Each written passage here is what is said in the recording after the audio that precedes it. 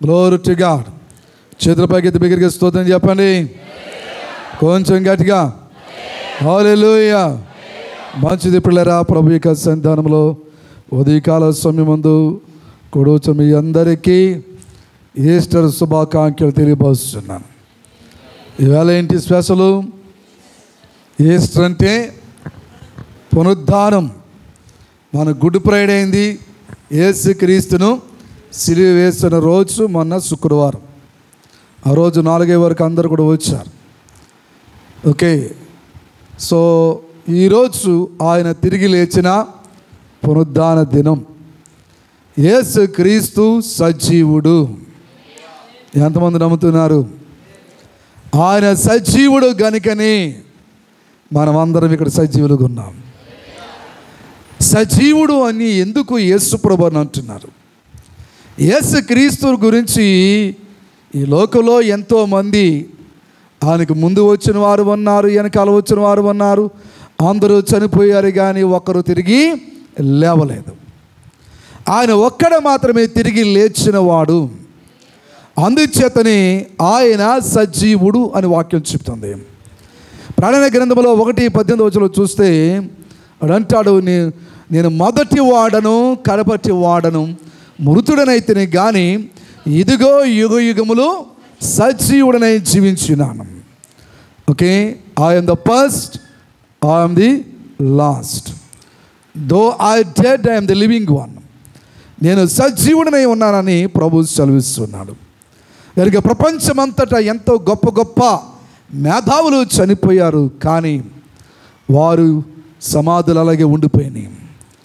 యేసు క్రీస్తు సమాధి మాత్రమే తెరవబడి ఉన్నది. ఆయన సజీవుడు. చెప్పని మాట గట్టిగా.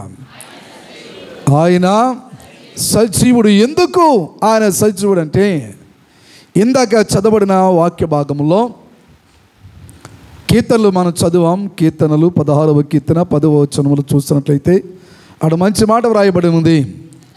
ఎందుకనగా దేవుడు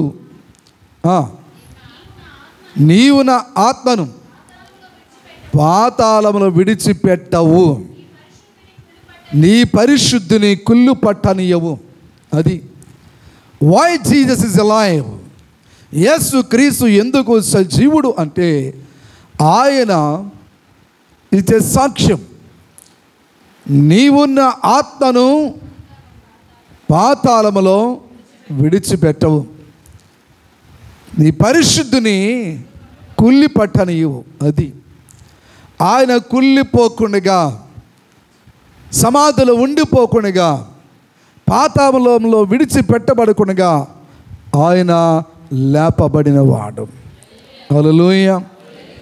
బైబిల్ గ్రంథంలో అపోస్తలుల కార్యములు 2వ అధ్యాయము 24వ వచనంలో ఈ రీతిగా రాయబడింది. మరణము ఆయనను బంధించి ఉంచుట అసాధ్యము గనుక దేవుడు మరణ వేదనలు తొలగించి ఆయనను లేపెను. వాక్య భాగంలో రాయబడింది, మరణము ఆయనను బంధించి ఉంచుట అసాధ్యము గనుక దేవుడు మరణ వేదనలు తొలగించి ఆయనను లేపాడు.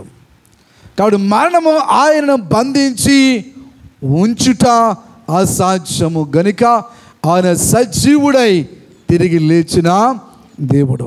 అందుచేత ఆయన గూర్చి ఇక్కడ పేతురు గొప్ప సాక్ష్యం ఇస్తున్నాడు. 31వ వచనం చూడండి. క్రీస్తు పాతాళములో ఇడవబడలేదనియు, ఆయన శరీరము కుళ్ళిపోలేదనియు దావీదు ముందుగా తెలుసుకొని ఆయన పునరుద్ధానమును గూర్చి చెప్పాను. అదే ఇప్పుడు మనం కీర్తన 11:10 చూసాం. ఆయన తన శరీరమును కుళ్ళిపోనీయలేదు, కాబట్టి క్రీస్తు పాతాళములో విడువబడి ఉండలేదు. ఆయన తిరిగి లేచిన సజీవుడు.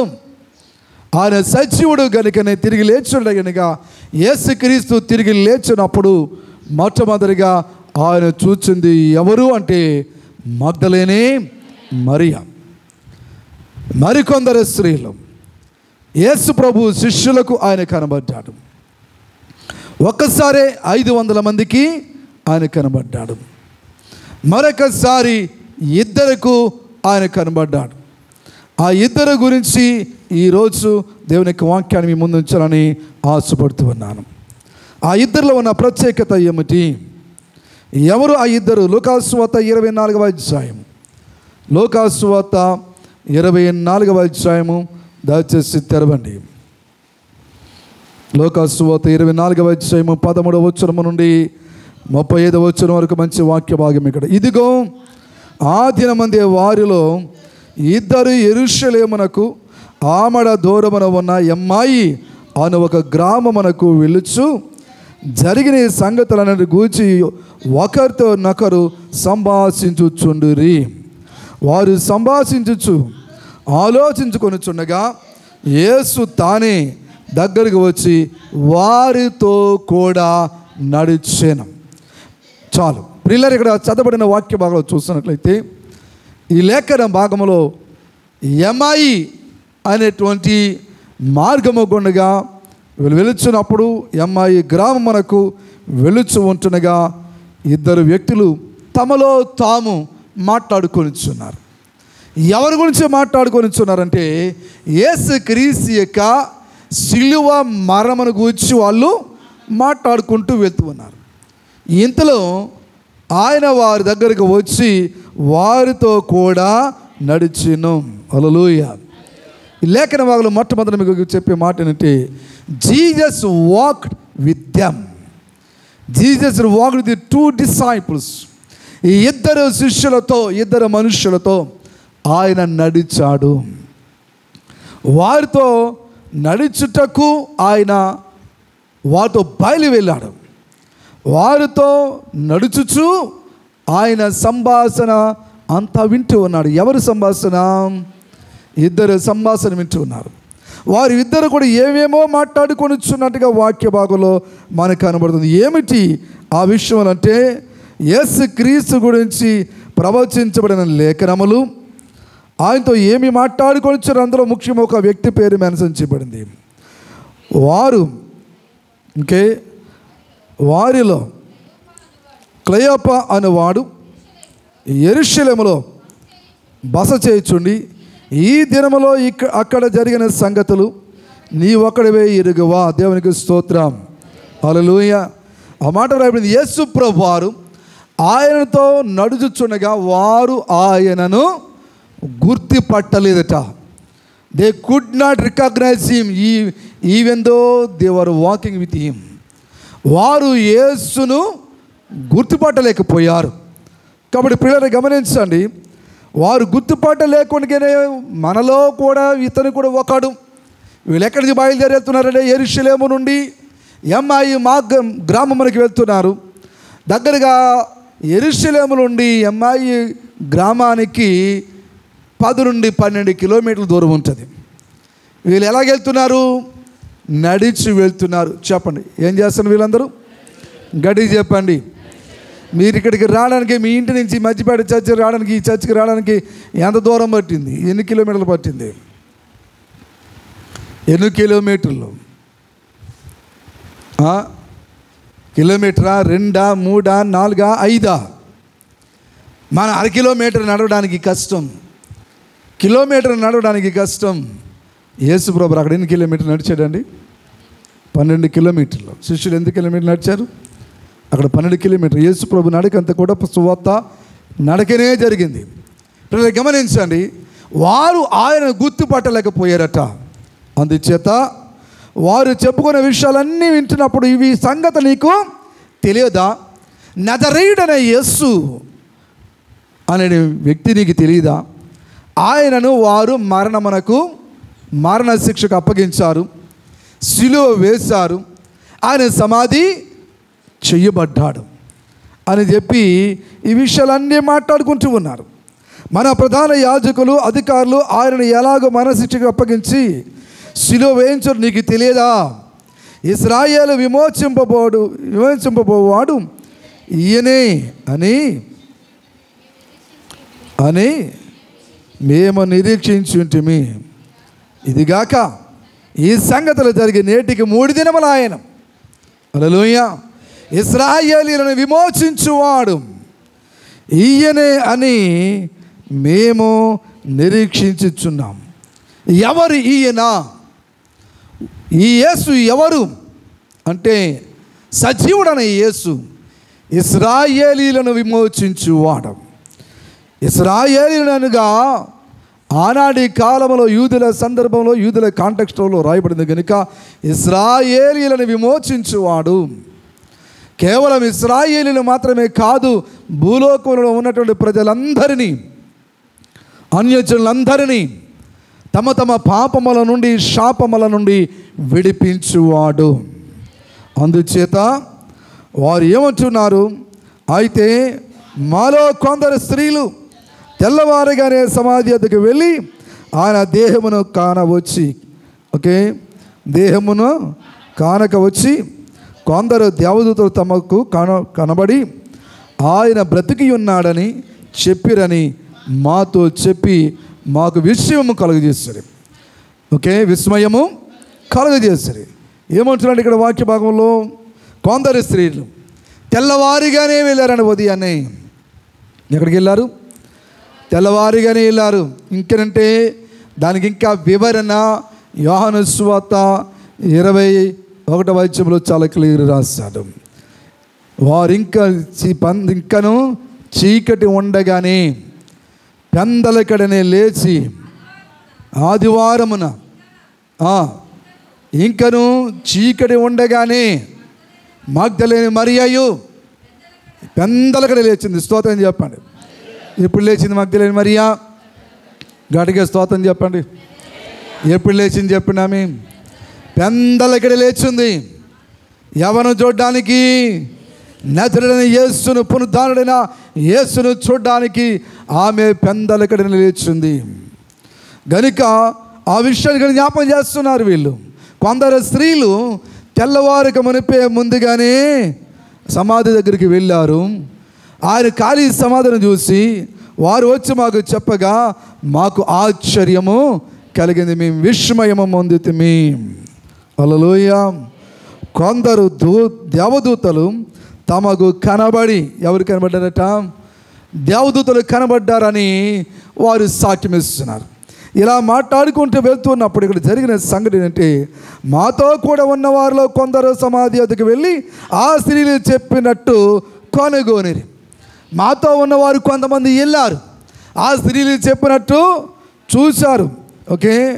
ఎక్కడికి వెళ్ళారు? సమాధికి వెళ్ళి ఆ స్త్రీలు చెప్పినట్లు కనుగొనిరు కానీ ఆయనను చూడలేదని ఆయనతో చెప్పారు. స్తోత్రం చెప్పండి. ఆయనను చూడలేదు. ఎవరిని? యేసు ప్రభువాన్ని.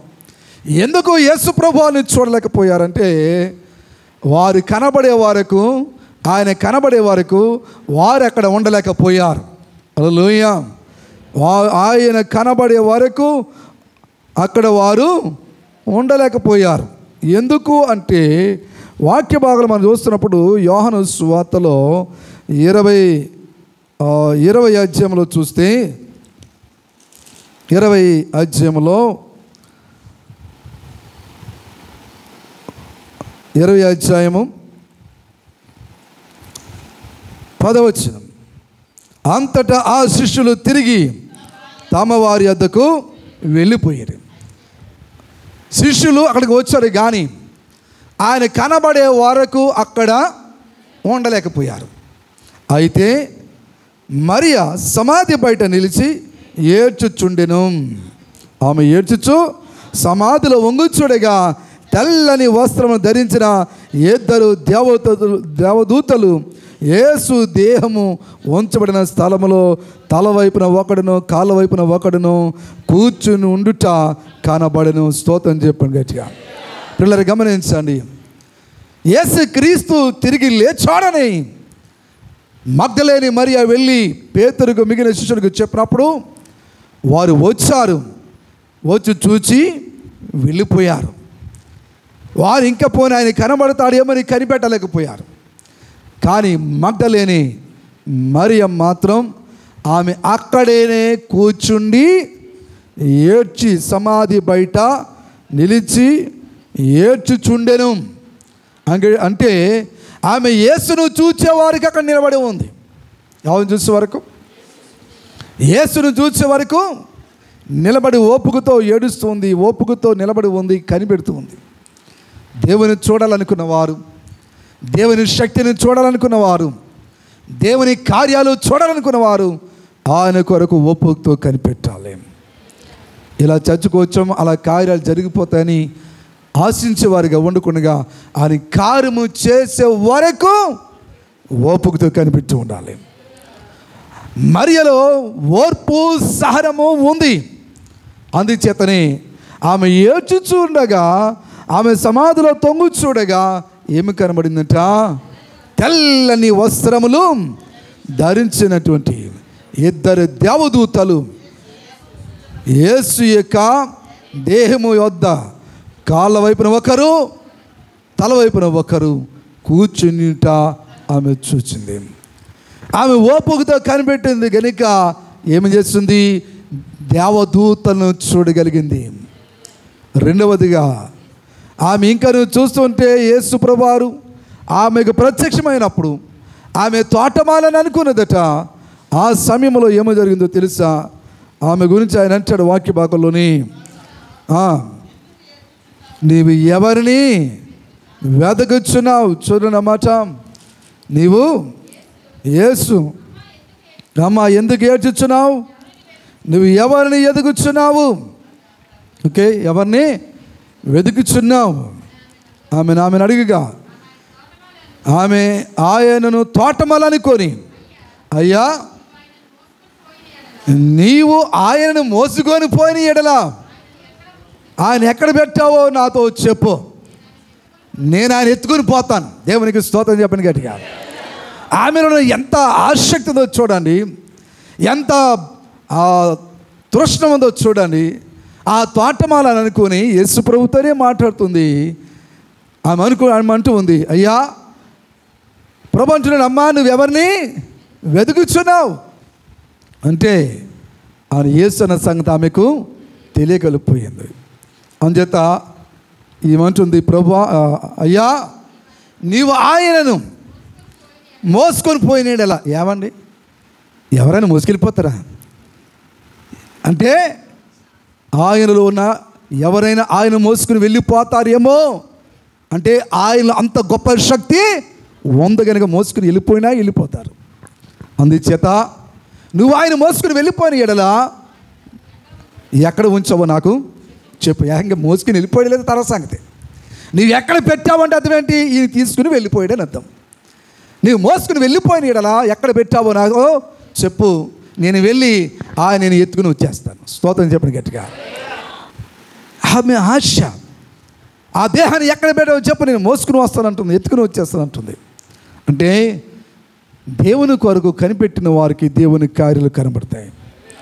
ఆమె అంటాడు, ఇప్పుడు వెంటనే యేసు అంటాడు, యేసు ఆమెను చూసి మరియా అని పిలిచాడు. మరియా అని పిలవగానే ఆమె ఆయన వైపు తిరిగి ఆయనను హెబ్రీ భాషలో రబ్బూని అని పిలిచింది. ఆ మాటకు బాధకుడని అర్థం. అంటే ఆయన యేసు అని గుర్తుపట్టింది. యేసు, గమనించండి, ప్రపంచంలో అంతవరకు యేసు కూడా తిరిగిన శిష్యులు ఆయన తిరిగి లేచినప్పుడు ఆయన చూడలేకపోయారు, ఆయనతో మాట్లాడలేకపోయారు. కానీ మొట్టమొదటి భాగ్యం మరియకు తక్కింది. ఆమె చూడగలిగింది, యేసుతో మాట్లాడగలిగింది. ఎందుకంటే ఆమె యేసు కొరకు ఓపుకతో కనిపెట్టి ఉంది గనుక. పిల్లరా గమనించండి, ఎందరైతే దేవుని సంధానంలో ఆయన కృప కొరకు కనిపెట్టుకుని ఉంటారో అటువంటి వారికి ఆయన కనబడేటువంటి దేవుడు, ఆయన ప్రత్యక్షమయ్యేటువంటి దేవుడు. అందుచేత ఆయన ఇక్కడ లేడు, ఆయన లేచున్నాడు. కాబట్టి ఇలాగా స్త్రీలు చెప్పుకొని ఉండుట సంగతిని మేమే విన్నామని చెప్పి ఆ అమ్మాయి మార్గమగుండగా వెళ్తున్నటువంటి శిష్యులు యేసు ప్రభు వారి గురించి చెప్తూ ఉన్నప్పుడు ఆ విషయాలన్నీ కూడా వింటుండగా ఆయన ఏమి చెప్తున్నాడు చూడండి, 25 వచనం. అందుకు ఆయన అవివేకులారా, ప్రవక్తలు చెప్పిన మాటలన్నిటినీ నమ్మని మందమతులారా, క్రీస్తు ఇలాగూ శ్రమపడి తన మహిమలో ప్రవేశించుట అగత్యము కదా అని వారితో చెప్పి, మోషేయు సమస్త ప్రవక్తలను మొదలుకొని లేఖనములన్నిటిలో తన్ను గూర్చిన వచనముల భావం వారికి తెలిపెను. దేవునికి మహిమ కలుగును గాక. హల్లెలూయా. ప్రియులారా, గమనించండి, యేసు ప్రభు వారు ఆ ఇద్దరు శిష్యులతో వారితో కూడా నడిచే భాగ్యం వారికి దక్కింది. యేసు వారితో నడిచి వెళ్ళాడు కనుక వారి జీవితంలో గొప్ప మార్పు కలిగింది. వారి సంభాషణ ఒకరితో ఒకరు మాట్లాడుకుంటూ వెళ్ళిపోతూ ఉన్నారట. ఇలా మాట్లాడుతున్నప్పుడు, ఇదిగో మీరేం మాట్లాడుతున్నారు మందమతులారా, ఇది తిట్టా పొగిడింపా? చెప్పండి. తిట్టుడు కదా. మందమతులారా, అరే మీకు తెలియదా? అవివేకులారా, మందమతులారా, ప్రవక్తల యొక్క ప్రవచనములు నెరవేర్తున్న సంగతి తెలియదా? క్రీస్తు ఇలాగూ శ్రమపడి తన మహిమలో ప్రవేశించుట అగత్యము కాదా అని వారితో చెప్పాడట. ఈ మాటలు చెప్తున్నప్పుడు వారికి కొంచెం ఏమైంది? బాధ కలిగింది. ఈ మొదటి భాగంలో చూస్తున్నప్పుడు 24వ వచనం వరకు, 13వ వచనం నుండి 24వ వచనం వరకు చూస్తే యేసు క్రీస్తు ఆ ఇద్దరు శిష్యులతో మాట్లాడుతున్న సంభాషణ మనకు కనబడుతుంది. యేసు వారితో నడిచాడు, వారు యేసుతో నడిచాడు. మా మార్గం మేము వెళ్తున్నాం, నీవు మాతోని రావద్దు అని చెప్పలేదు వారు ఈయన ఎవరో తెలియదు, ఎవరో సంబడి అని అనుకున్నారు. మాటలో మాట కలుపుకుంటూ వెళ్ళిపోయారు. అంటే వచ్చి రాందో, తెలిసి తెలియందో, ఎవరో మొత్తం మనకి వారితో కలిసి మాట్లాడుతూ ఉంటే, యేసుతో జరిగిన విషయాలు అలా మాట్లాడుకుంటూ వెళ్ళిపోతే వారి జీవితంలో ఒక గొప్ప కార్యము జరిగిపోయింది. హల్లెలూయా. నువ్వు యేసుతో నడుస్తూ ఉన్నప్పుడు, యేసు యొద్దకు వస్తున్నప్పుడు, ఆయన మందిరానికి వచ్చినప్పుడు, నీకు వచ్చిందో రాందో ప్రార్థన, నువ్వు దేవునితో సంభాషణ చేస్తూ ఉండాలి. Prayer is the communication with lord. ప్రార్థన ప్రభువుతో చేసే సంభాషణ. కాబట్టి నీకు వచ్చిందో రాందో ఆ ప్రార్థన నువ్వు చేస్తూ ఉన్నప్పుడు ఆ సంభాషణలోనే నీకు ఇంకో సంభాషణ వినబడుతుంది.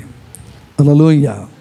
నువ్వు ఎవరితో సంభాషించుకునిగా ఎవరు నీతోని సంభాషించుకోరు, ఎవరు నీతో మాట్లాడుకునిగా ఎవరు కూడా నీతోని మాట్లాడరు.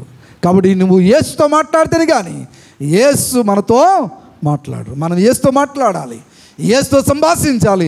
వారు యేసుతో సంభాషిస్తూ వచ్చారు కనుక, యేసుతో నడిచారు కనుక, యేసుతో మాట్లాడారు కనుక యేసు వారితో మాట్లాడాడు, యేసు వారితో నడిచాడు. ఆయన స్తోత్రం చెప్పండి. హల్లెలూయా. రెండవ విషయం చూస్తే 26వ వచనంలో రాయబడింది, ఇంతలో తాము వెలుచున్న గ్రామము దగ్గరకు వచ్చినప్పుడు ఆయన ఇంకా కొంత దూరమున వెళ్ళినట్లు ఆగండి. ఆ గ్రామం దగ్గరకు వచ్చిన తర్వాత, ఎక్కడికి? ఎమ్మాయి గ్రామం దగ్గరకు వచ్చినప్పటికీ వారు ఆ ఊరికి ఎక్కడికి వెళ్ళారు? ఎవరు? ఈ ఇద్దరు శిష్యులని. సో యేసు ప్రభువు వారి గురించి వాళ్ళు చెప్తున్నారు, ఆయన ఇంకా కొంత దూరము వెళ్ళినట్లుగా ఆగపడగా. వారికి ఏం అడగబడింది? వారికి ఏమనిపించింది? ఈయన మాటలు బట్టి చూస్తే ఈయన ఇక్కడికి వచ్చినోడు కాదు, ఇంకా ఏదో ఊరు వెళ్ళవలసి ఉంది అని చెప్పి తమలో తాము అనుకుని, అది సాయంకాలం అయింది కనుక వారు ఏం చేశారా, సాయంకాలం వచ్చినది, ప్రొద్దు గుంకినది, మాతో కూడా ఉండమని చెప్పి ఆయనను బలవంతము చేసిరి గనుక ఆయన వారితో కూడా ఉండుటకు లోపలికి వెళ్ళను. చేతుల పగడి స్తోత్రం చెప్పండి గట్టిగా, కొంచెం బిగ్గరగా చెప్పండి. హల్లెలూయా.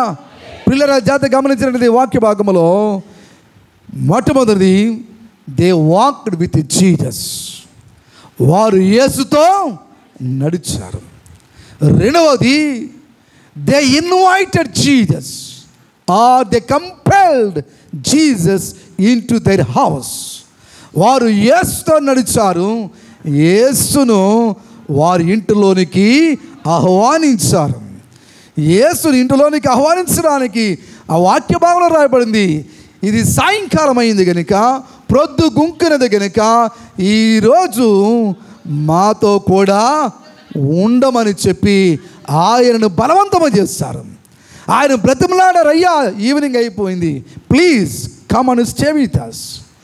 పిల్లలు గమనించండి, ఆయన ఎవరో తెలియదు, కానీ ఆయన ఏం చేశారు, వీళ్ళు మాతో కూడా ఉండమని ఇంటి లోపలికి ఆహ్వానించారు. యేసుతో నడుచుకోవడం అంటే ఆరాధనకి రావడం, చర్చికి వెళ్ళడం, ఇదేంటండి, ఇవన్నీ ఆయనతో ఏంటిది, నడవడం. కానీ దేవుని సందులో ఆయనతో మాట్లాడే భాగ్యము కావాలి. అంటే వీళ్ళు ఏం చేస్తారు, ఆయనతో మాట్లాడారు.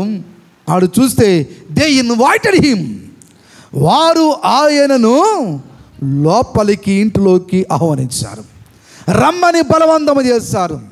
పిల్లలు గమనించండి, ఎందరైతే యేసును ఇంటిలోనికి ఆహ్వానిస్తారో ఆ ఇంటిలో కార్యాలు జరుగుతాయి. ఈరోజు ప్రపంచమంతటా యేసుక్రీస్తు సజీవుడని, ఆయన జీవము గల దేవుడని ఎందుకు చెప్తూ ఉన్నారు, ఎందుకు సాక్ష్యమిస్తున్నాం? ఆయన సజీవుడని దేవుడని అంటే ఆయన సమాధి ఖాళీగా ఉంది. మరణము ఆయనను బంధించి ఉంచలేకపోయింది. ఆయన లేచిన దేవుడు కనుక ఆయన అనేకులకు అగపడ్డాడు. ఆనాడు అగపడిన సంగతి వేరే సంగతి, కానీ నేడు స్టిల్ ఈజ్ అలైవ్. ఆయన ఇంకను సజీవుడే గనుక ఇంకను ఆయన మన మధ్యలో సజీవుడిగా ఉన్నాడు. ఆయన సజీవుడిగా ఉండి మన పట్ల అనేకమైన కార్యాలు చేశాడు. అందుకు మనమందరమే సాక్షులం. అందుచేతనే ప్రపంచమంతటా క్రైస్తవ్యం అభివృద్ధి చెందుతుంది.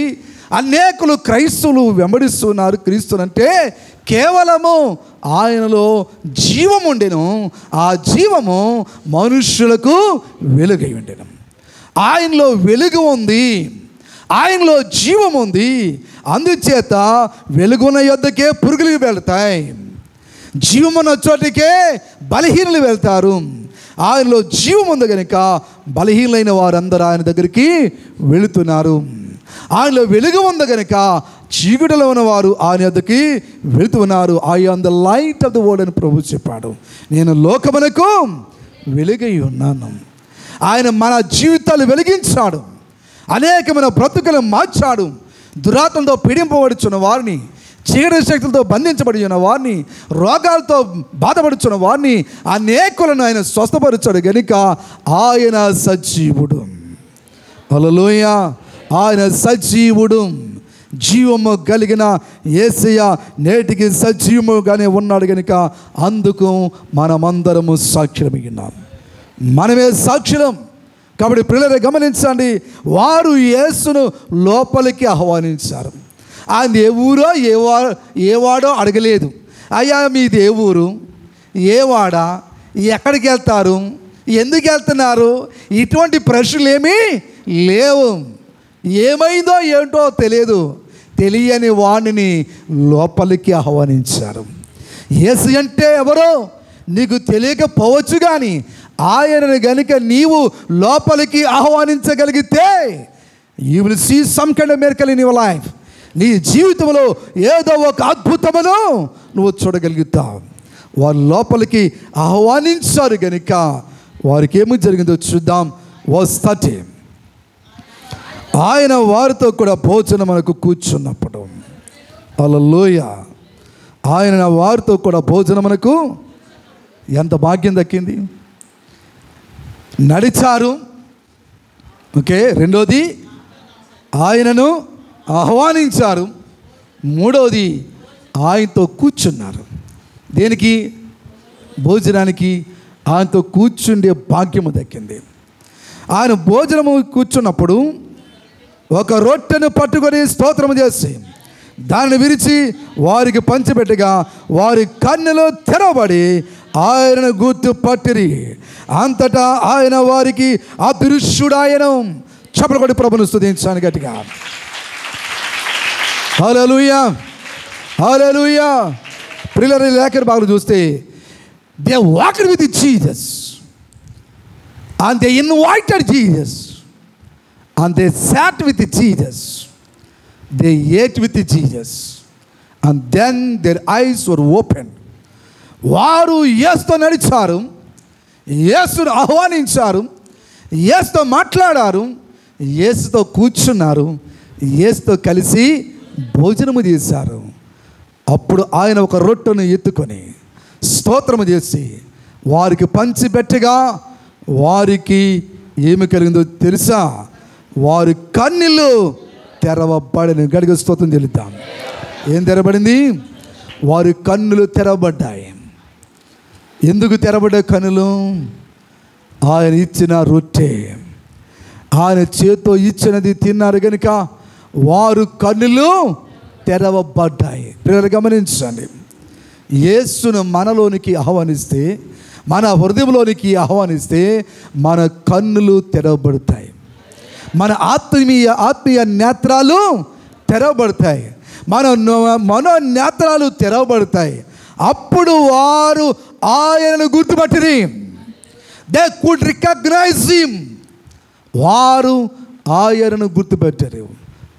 వారు ఆయనతో నడిచారు కనుక, ఆయనతో సంభాషించారు కనుక, ఆయనను లోపలికి ఆహ్వానించారు కనుక, ఆయన మాటలు బోధిస్తున్నప్పుడు, మాట్లాడుతున్నప్పుడు కొంచెం ఓపుపట్టి విన్నారు కనుక వారు ఆయనతో కూర్చుని భోజనము చేశారు కనుక వారి కన్నులు తెరబడ్డాయి.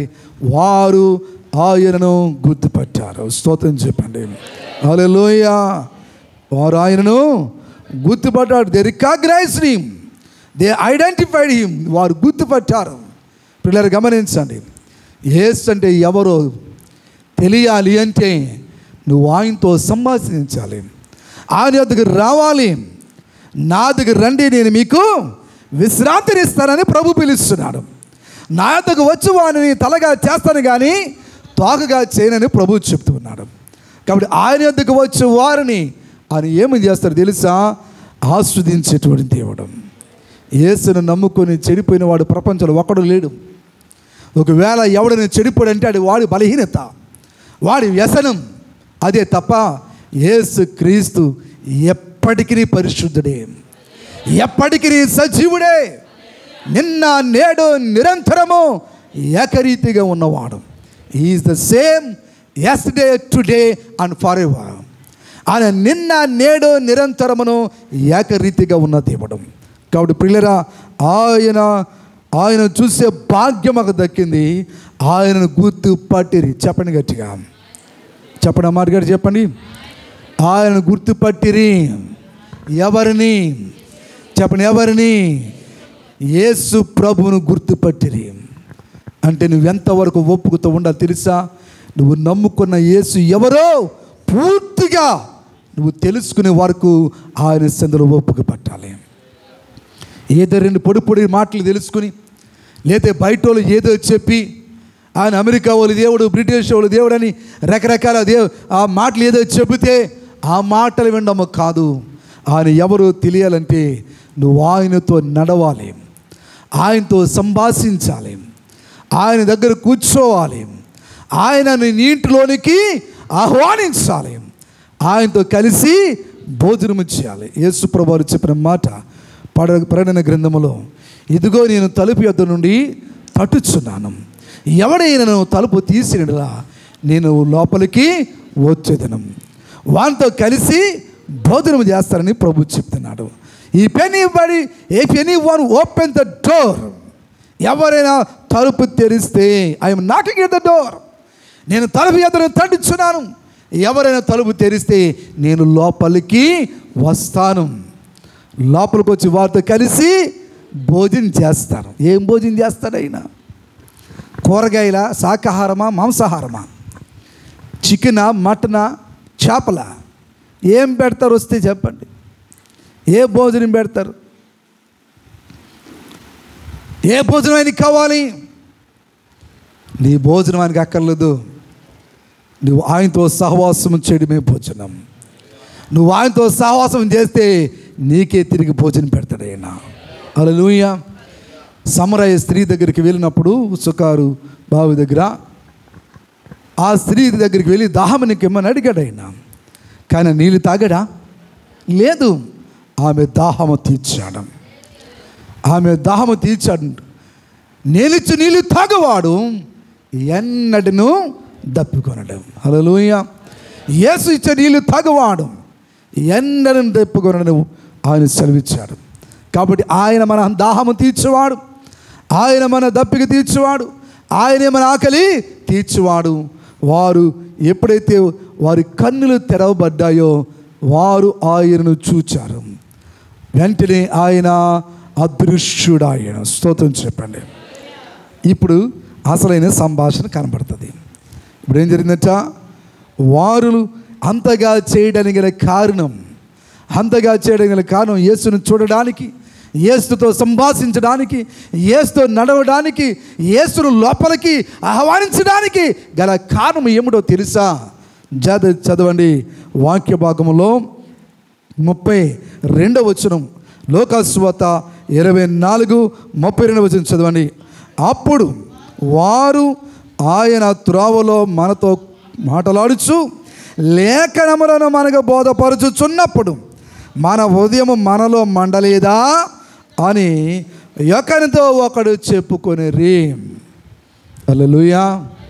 పిల్లలు గమనించండి, ఆయన వెళ్ళిపోయాడు. ఎవరు? యేసు ప్రభువు అదృశ్యుడు అయిపోయాడు. ఇప్పుడు వీళ్ళిద్దరు అనుకుంటున్నారట ఏమని? ఇదిగో ఆయన మనతో కూడా దారిలో వచ్చినప్పుడు, నడిచినప్పుడు లేఖనములను బోధపరుచుచున్నప్పుడు, అది కరెక్ట్ వర్డ్. లేఖనములు ఏం చేస్తున్నాడు ఆయన? లేఖనములను మనకు బోధపరుచుచున్నప్పుడు మన హృదయము మనలో మండలేదా? పిల్లలు గమనించండి, వారే సాక్ష్యం ఇస్తున్నారు. ఆయన మనకు లేఖనములను బోధపరుచుచున్నప్పుడు అనే పదం వాడారు వాళ్ళు. అంటే ఇందాక మనం చూసాం 25వ వచనంలో, అందుకు ఆయన అవివేకులారా, ప్రవక్తలు చెప్పిన మాటలన్నింటినీ నమ్మని మందమతులారా, క్రీస్తు ఇలాగూ శ్రమపడి తన మహిమలో ప్రవేశించిన అగత్యము కాదా అని వారితో చెప్పి, మోషేయు సమస్త ప్రవక్తలను మొదలుకొని లేఖనములన్నిటిలో తను గూర్చిన వచనముల భావము వారికి తెలుపను. లేఖనముల వచనము భావము వారికి తెలిపెను. పిల్లలు గమనించండి, శిష్యులకు ఆయన నేర్పించింది అని తెలుసా? వారిలో వారు చెప్పును ఉంటే మందమతులారా, అవివేకులారా, don't you know the prophecies or the scriptures that were prophesied by the prophets? ప్రవక్తల ద్వారా పలుకబడిన లేఖనములను మీకు తెలియదా, గుర్తించలేదా అని చెప్పి ఆ లేఖనములను వారికి, వారి భావమును వారికి తెలిపెను. లేఖనముల భావం, వాక్యము ఇది, వాక్యము అది, ఉన్నట్టుగా దావచ్చుడు వాక్యము చెబుతూ ఉన్నప్పుడు ఎందుకు వివరిస్తారంటే దేవునికి వాక్య భాగంలో ఎలాగుందని పాస్టర్ గారు చెబుతున్నప్పుడు ఆ లేఖనం యొక్క భావం, ఆ వాక్యం యొక్క అర్థమును బాగా అర్థము చేసుకోవాలి విశ్వాసులు. ఆయన వాక్యం చెప్తున్నప్పుడు కింద ఇప్పుడు చెప్పరు కదా, ఆయన మనతో మాట్లాడుచున్నప్పుడు త్రోవలో మనకు లేఖనములు మనకు బాధపరుచుచున్నప్పుడు, దేవునికి మహిమ కలుగును గాక. అయ్యగారులు ఏం చేస్తారు? ఇక్కడ పాస్టర్ గారులు ఏం చేస్తారు? సంఘానికి, విశ్వాసులకు దేవునికి వాక్యమును బాధపరుస్తారు. బాధపరుస్తాను అంటే వివరిస్తారు, నీకు అర్థమైన రీతిలో వివరిస్తారు. లేఖనాన్ని వివరిస్తుంది కనుక ఆ వివరించేటువంటి జ్ఞానమును దేవుడు దైవ సేవకుడికి మాత్రమే ఇచ్చాడు, దేవుని బిడ్డలకు మాత్రమే ఇచ్చాడు. అది అందరికీ అర్థము కాదు వాక్యం. అది దైవజనుడు వాక్యము చెబుతూ ఉండగా జాగ్రత్తగా వినాలి, అర్థం చేసుకోవాలి. కొంతమంది ఏమని చేస్తారంటే వీళ్ళు అంటున్నారు కదా, ఆయన మనకు బాధపరుచుచున్నప్పుడు ఏం చేస్తాడట? బాధపరుస్తున్నాడు. అర్థం చేసే రీతిగా అన్నీ చెప్తున్నప్పుడు మన హృదయము మనలో మండలేదా? అబ్బా ఏమైందంటండి? హలో, దేవునికి వాక్యం చెప్తున్నప్పుడు పాస్టర్ గారు వాక్యం చెప్తున్నాడు, విశ్వాసులకు ఏమవుతుంది? మండుతుంది. అక్కడక్కడ మండుతుంది. ఇది నా కోసమే చెప్పారు, నా గురించే చెప్పారు. ఎవరో నా కోసం అయ్యగారికి చెప్పారు, అయ్యగారు ఈరోజు నా కోసము చెప్పారు. మండితే మంట, ఆ మంటకు తట్టుకుంటే నీకు వస్తుంది ఆశీర్వాదపు బుట్ట. స్తోత్రం చెప్పండి, హల్లెలూయా. లేకపోతే నీకంతా తంటే. ఆ మంటకు తట్టుకుంటేనే ఉంది ఆశీర్వాదపు బుట్ట. ఆ మంటకు తట్టుకోకపోతే నీకు మిగిలేది ఖాళీ తట్ట. స్తోత్రం చెప్పండి. నీతో అంతా తంటే. ఇంక తట్టుకోలేని వాళ్ళు ఏం చేయాలి తెలుసా? ఈరోజు అయ్యగారు నా కోసం చెప్పారని అటు ఇటు ఇస్తారండి బాణాలు. అక్కడ తట్టుకోకపోతే తిన్నంగా అయ్యగారి దగ్గరికి వచ్చేస్తారు. అయ్యగారు ఈరోజు నా కోసం ఏం చెప్పారు. ఎందుకంటే లోన మండుతుంది. చెప్పండి, ఏం చేస్తుంది? లోన మండుతుంది. ఈ ఇద్దరు శిష్యులు గొప్ప లక్షణం తెలుసా? They could tolerate while Jesus was teaching. యేసుక్రీస్తు బోధిస్తూ ఉన్నప్పుడు వారు సహించగలిగారు, మంటను తట్టుకోగలిగారు. స్తోత్రం చెప్పండి. ఎందుకు వారు హృదయం మండిందంటే పరిశుద్ధాత్మ మంట వస్తే నీలో మండుతుంది. పరిశుద్ధాత్మ మంట కనుక నీ మీదకి దిగితే నీలో ఉన్న మంట బయటకు వస్తుంది. ఆ హృదయం మండిందంట. వాళ్ళు అనుకుంటారు మన హృదయం మనలో మండలేదా? ఈరోజు పాస్టర్ గారులు అందరూ కూడా అదే చేస్తున్నారు. వాక్యం చెప్తే ఉన్నది బోధిస్తే ఏమవుతుంది? మంట మండుతుంది, మంట వస్తుంది. కాబట్టి పిల్లలు గమనించండి, దేవునికి వాక్యము నువ్వు చెప్తూ ఉన్నప్పుడు నువ్వు జాగ్రత్తగా అర్థం చేసుకున్నట్లయితే అది నీకు ఆశీర్వాదకరంగా ఉంటుంది.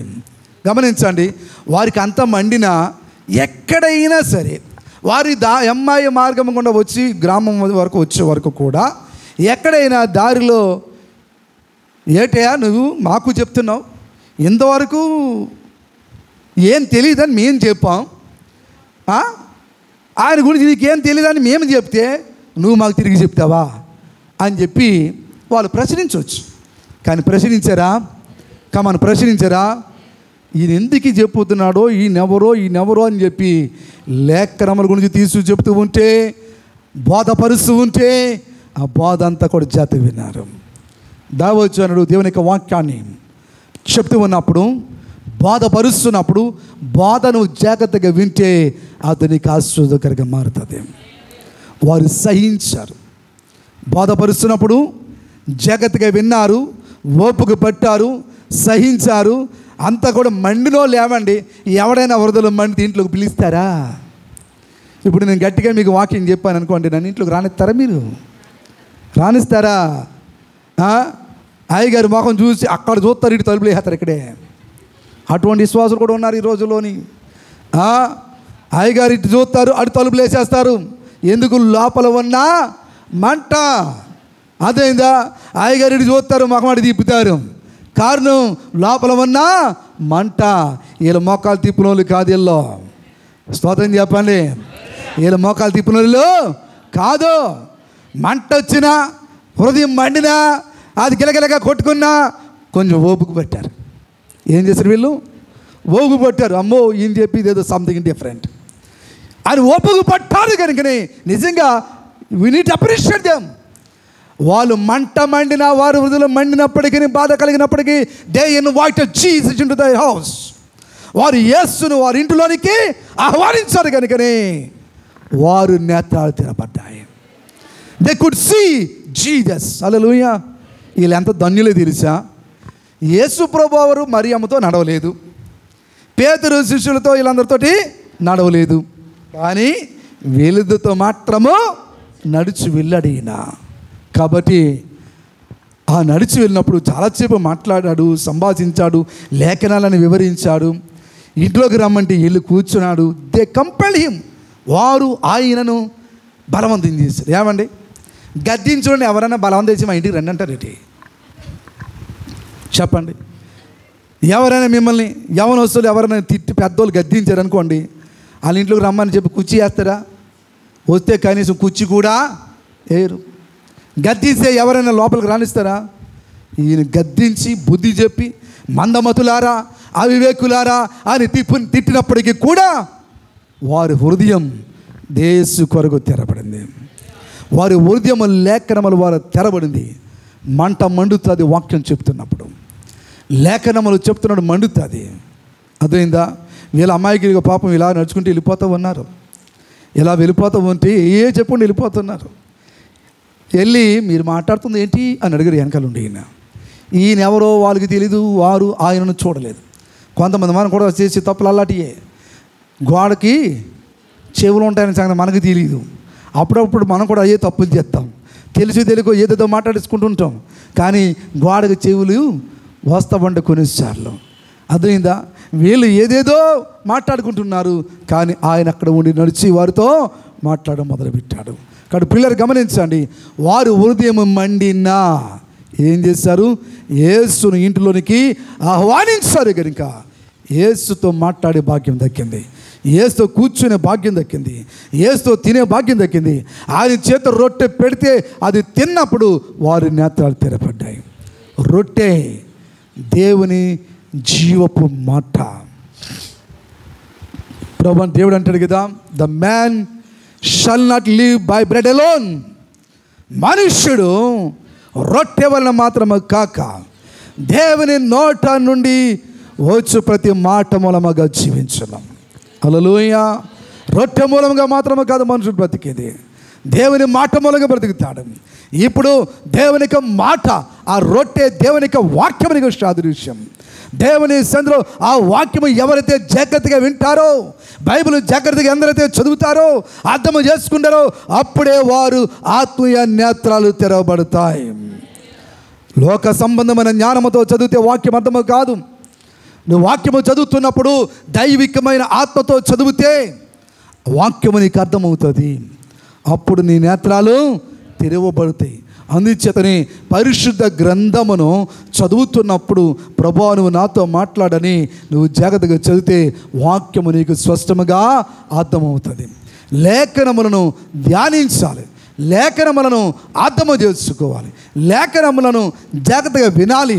దైవజనులు చెప్తున్నప్పుడు ప్రభువా నువ్వు నాతోటి మాట్లాడుతున్నావు, ఈ లేఖనం ద్వారా నాతో మాట్లాడుతున్నావని వాక్యమును రిసీవ్ చేసుకునే మైండ్ ఉండాలి, స్వీకరించే మనస్సు ఉండాలి.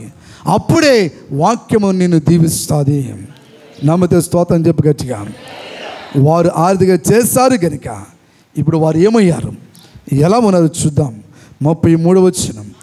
ఆ గడిలోని వారు లేచి యెరూషలేమునకు తిరిగి వెళ్ళగా 11 శిష్యులను వారితో కూడా ఉన్నవారును కూడి వచ్చి ప్రభువు నిజముగా లేచి సీమోను నాకు కనబడినని చెప్పుకొనిచుండిరి. వారిది విని త్రోవలో జరిగిన సంగతులను ఆయన రొట్టె విరిచడం వలన తమకు ఎలాగూ తెలియబడినో అదియు తెలియజేసరే. దేవునికి మహిమ కలుగును గాక. హల్లెలూయా. ఎన్ని విషయాలు చెప్పినంతవరకు? 1, వారు యేసుతో నడిచారు. 2, వారు యేసుతో మాట్లాడారు. వారు యేసును ఆహ్వానించారు, యేసును బ్రతిమలాడుకున్నారు, యేసుతో కూర్చున్నారు, యేసుతో కలిసి భోజనము చేశారు. వారు యేసును గుర్తుపట్టారు. హల్లెలూయా. యేసును గుర్తుపట్టారు. వారు లేఖనములను, యేసు బోధను ఏం చేశారు? వారు స్వీకరించారు. చెప్పండి, ఈ మాట చెప్పండి గట్టిగా. యేసు బోధన ఏం చేశారు? స్వీకరించారు, అంగీకరించారు. దేవునికి సేవకుడు చెప్తున్న వాక్యమును నువ్వు అంగీకరిస్తే నువ్వు ఖచ్చితంగా నువ్వు ఆస్వాదించబడతావు. కొంత మనకి ఇబ్బందిగా ఉంటుంది, మంట పుడుతుంది. సరి చేయబడితే నీతిమంతుని గద్దింపు తైలాభిషేకం వంటిది అంటాడు దావీదు. గనుక దేవునికి వాక్యం మనం గద్దిస్తున్నప్పుడు, సేవకుడు గద్దిస్తున్నప్పుడు అది నీకు తైలాభిషేకం వంటిది నువ్వు తిరగాలి. ఆర్థిక వారు అంగీకరించారు కనుక వారు ఇప్పుడు ఏమైపోయారు తెలుసా? చివరిగా వారు సహనం కలిగి ఉన్నారు, వాక్యం అంగీకరించారు, ఆ బాధకు తట్టుకున్నారు కనుక they became the witnesses of Jesus Christ. యేసు క్రీస్తుకు సాక్షులుగా మారిపోయారు. హల్లెలూయా. ఎలా మారిపోయారు వాళ్ళు? వారు తిరిగి మళ్ళీ ఎమ్మాయి మార్గం నుండి యెరూషలేమునకు తిరిగి వెళ్ళినప్పుడు అక్కడ పేతురు మిగిలిన శిష్యులందరూ కూడా సంభాషించుకుంటూ ఉన్నప్పుడు ఏమంటున్నా తెలుసు? ఇదిగో మీకు మాత్రమే కాదు, చెప్పండి గట్టిగా, చెప్పండి గట్టిగా, మీకు మాత్రమే కాదు మాకు కూడా ఆయన కనిపించాడు. హల్లెలూయా. మీకు మాత్రమే కాదు మాకు కూడా కనిపించాడు. కాబట్టి కనిపించి మేము ఆయనతో నడిచాం, ఆయనతో మాట్లాడాం, ఆయనతో మనం సంభాషించాం, ఆయన మా ఇంట్లోకి పిలిచాం, ఆయన మా ఇంట్లో కూర్చున్నాడు, మేము ఆయనతో కూర్చున్నాం, ఆయనతో కలిసి భోజనం చేస్తాం. ఆయన మార్గంలో దారి మార్గంలో మాకు లేఖనములన్నీ వివరించి చెప్పాడు. కాబట్టి మేము కూడా ఆయన చూచిన వారం. గడి స్తోత్రం చెప్తారా? మేము కూడా ఆయన చూచిన వారము. ఆయన రొట్టె విరిచిన సంగతి, వారికి తెలియజెప్పిన సంగతులను ఏం చేశారట?